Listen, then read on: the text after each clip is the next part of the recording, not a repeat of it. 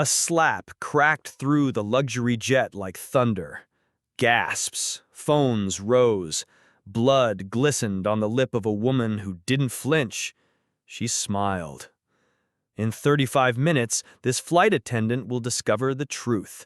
She didn't just slap a passenger.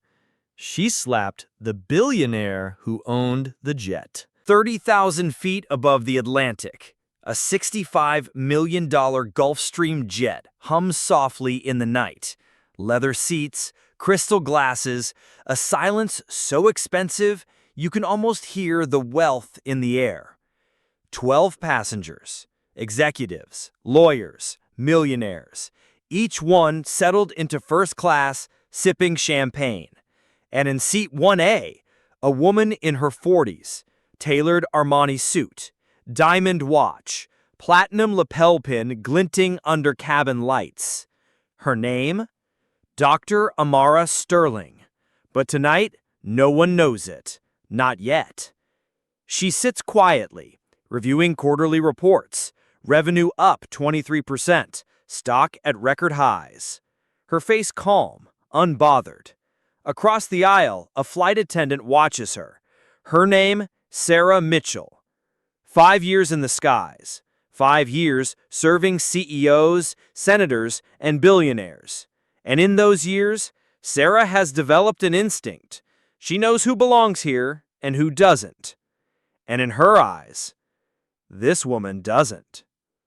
Sarah approaches, smile sharp, voice clipped. "Excuse me, ma'am, may I see your boarding pass again?" The words cut the silence. Passengers look up. One lowers his champagne, another pauses mid-magazine. Amara doesn't even blink. Without looking up, she hands Sarah a platinum boarding document. She studies it, her lips purse. "These seats," she says, her tone dripping with superiority, "are for our executive platinum members, business owners, leaders, people who earned their way here." The air grows heavy. Phones discreetly appear. The lawyer in 1C quietly taps his record button. Amara looks up, her eyes steady, her voice silk. "I am in my assigned seat." But Sarah leans closer. Her voice lowers, sharp enough for the entire cabin to still hear. "Look, I don't know how you scammed your way into this boarding pass, but I know your type. You people always try to cheat the system." Gasps. The phrase detonates like a grenade. A champagne glass trembles. Someone coughs. The silence is no longer comfortable. Amara touches the platinum pin on her lapel. Sarah doesn't recognize it, doesn't care. She doubles down. "These seats are for people who create jobs, people who build companies, not people living off handouts." Whispers ripple. Every passenger now recording, every word captured. Sarah straightens, her hand trembling with righteous anger. "I'm going to count to 10. If you don't move to economy, I'll call security." 1, 2. Her voice cuts like a whip. 7, 8. Passengers shift uncomfortably. 9. Amara doesn't move, doesn't blink. She sits as still as stone. 10. Crack. The sound tears through the cabin. Sarah's hand connects with Amara's cheek. Her head jerks to the side. A red line of blood trickles from her lip, drips onto her Armani suit. Gasps erupt. Phones tilt higher. Sarah's chest heaves, her fists still clenched. But Amara? She doesn't scream, doesn't protest. She lifts one manicured finger, touches her bleeding lip, and then she smiles. Her voice is a whisper, yet every ear hears it. "You have absolutely no idea what you've just done." The cabin freezes. Passengers exchange shocked looks. Murmurs ripple like turbulence. Head flight attendant Kevin Brooks rushes forward. "Sarah, what happened here?" Sarah snaps back. "She was disruptive, refusing to move. I had to maintain order." But no one buys it. Not with 12 phones recording. Not with blood shining on Amara's lip. Not with her calm, unbroken smile. And then, a voice deeper than the engines cuts through the cabin. "Step away from the passenger." Every head turns. A tall man rises, broad shoulders, steady gaze, hand hovering near a concealed weapon. Air Marshal Robert Williams.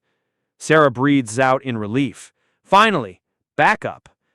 "Marshal, thank God, she's the problem. She refuses to..." But the Marshal doesn't look at Amara. He looks at Sarah. And then he says the words that twist the knife. "I wasn't talking to her. I was talking to you." Passengers gasp. Sarah's mouth falls open. Her world tilts. And Amara? She leans back in her seat, blood on her lip, smiling wider. Because this was only the beginning. The cabin is frozen. The air marshal's words hang heavy, sharper than the slap itself. "I was talking to you." Sarah blinks. Her jaw tightens. "That's ridiculous. I was doing my job."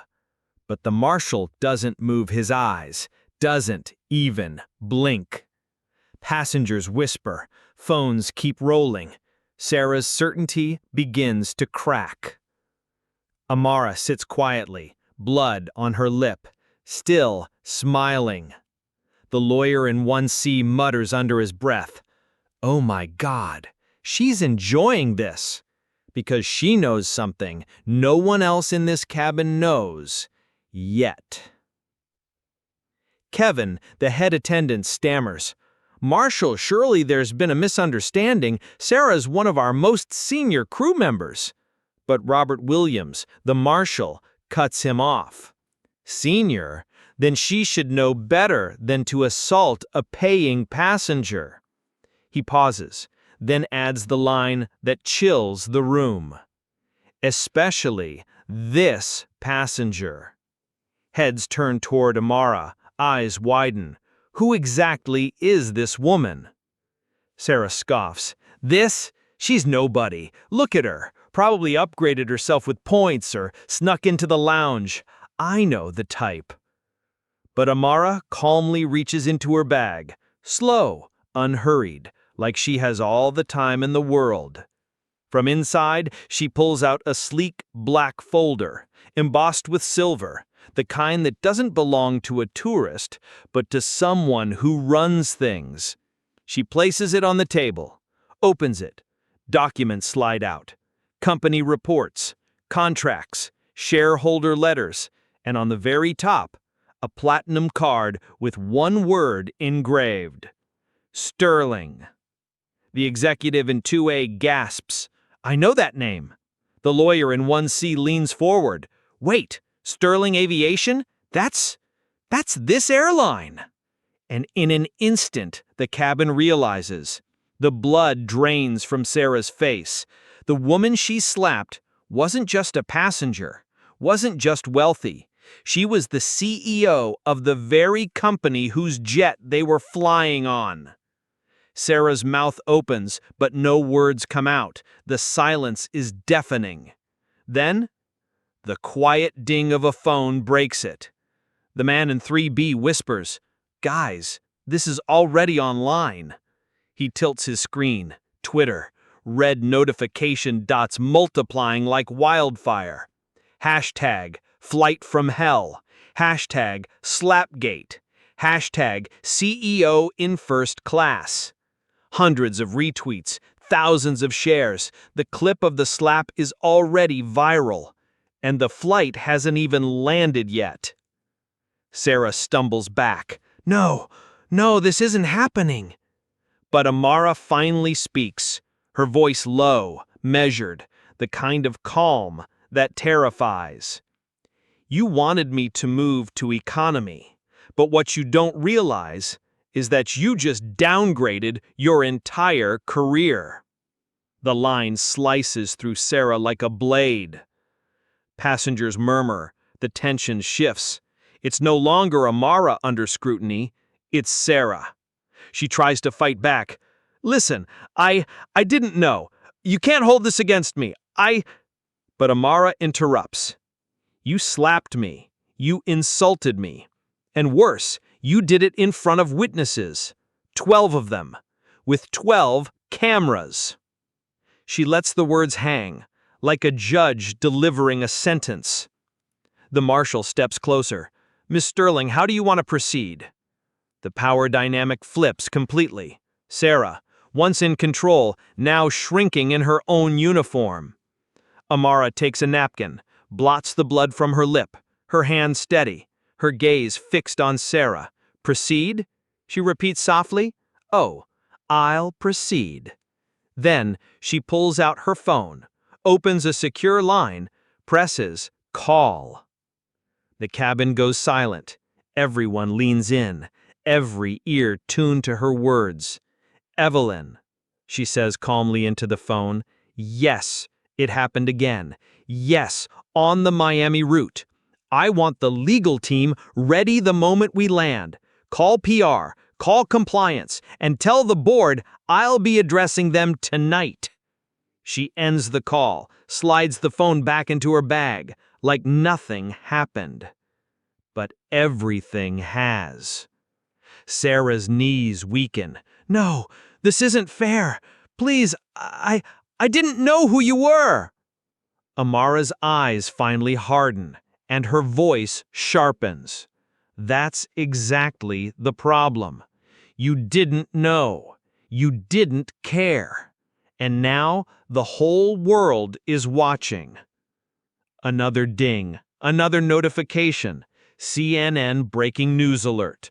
Viral video shows flight attendant assaulting passenger, allegedly a Fortune 500 CEO. The passenger in 2C whispers, "She's on the news while we're still in the sky." Sarah grips the seat for balance, her breath shallow, her career collapsing in real time. And Amara? She leans back in her chair, calm again, as if she never bled at all. The smile returns, because she knows the real payback hasn't even started yet.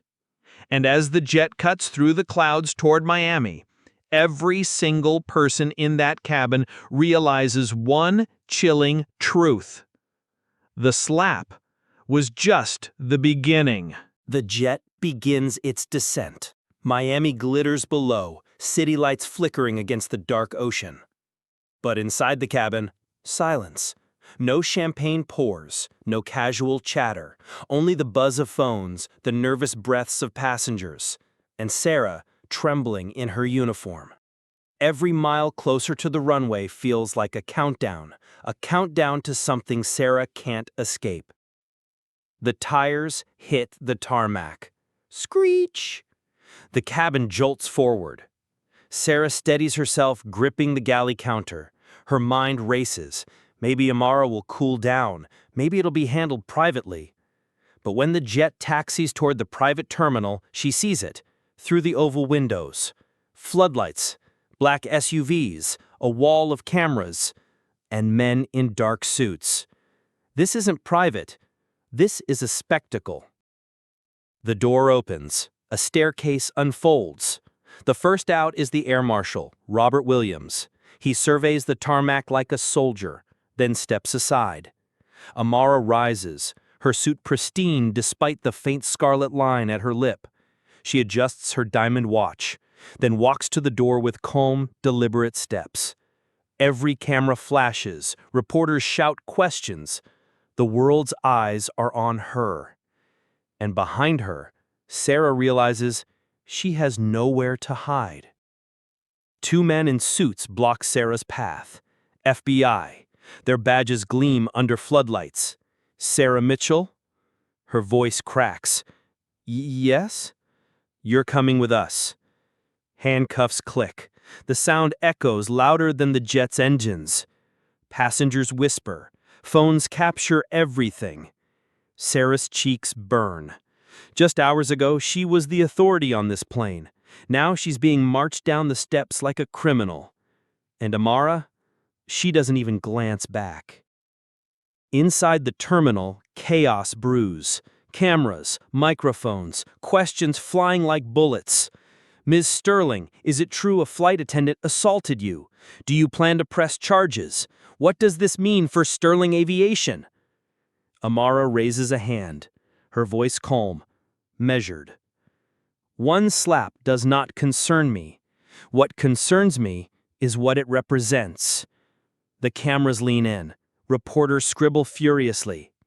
It represents arrogance, entitlement, the belief that some people are less deserving of respect than others. Tonight, that belief was caught on camera, and tomorrow, it will face justice. Back in a secure room, Sarah collapses into a chair. Two agents drop a thick folder in front of her. "Do you recognize this?" one asks. Inside, complaint after complaint. Passenger she insulted, crew member she bullied, reports buried, ignored. Until tonight. Sarah's hands shake as she flips through the pages. Every ugly moment of her career, now resurfaced, now undeniable.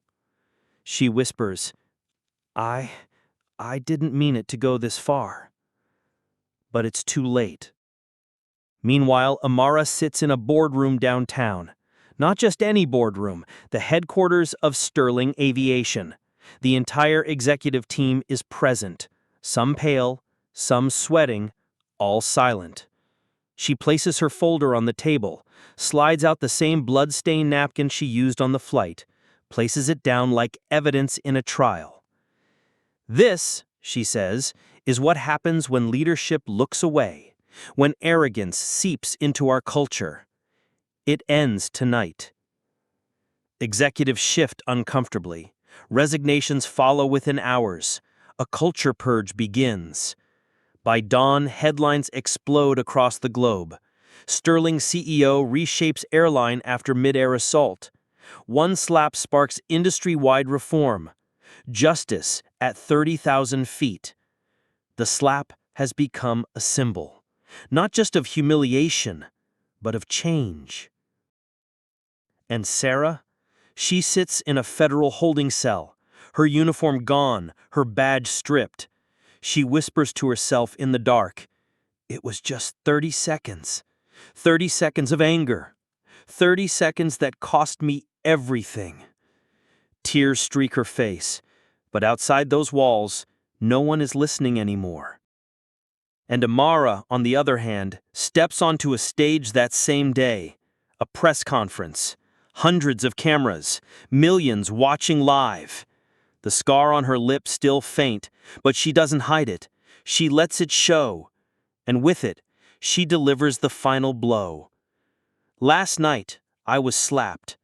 But what some saw as humiliation, I see as a spark. We will rebuild this airline, this culture, this industry, so no one, no matter who they are, is ever treated as less again." The crowd erupts in applause. Flashes blind the stage. The world watches a leader, blood still fresh, turning pain into power. And as the story spreads across continents, across screens, across languages, one truth becomes clear. That slap was never just a slap. It was a revolution in disguise. Final words of the narrator. She thought she slapped her down, but instead, she slapped awake an empire. One moment of arrogance, one moment of hate, and the skies were never the same again.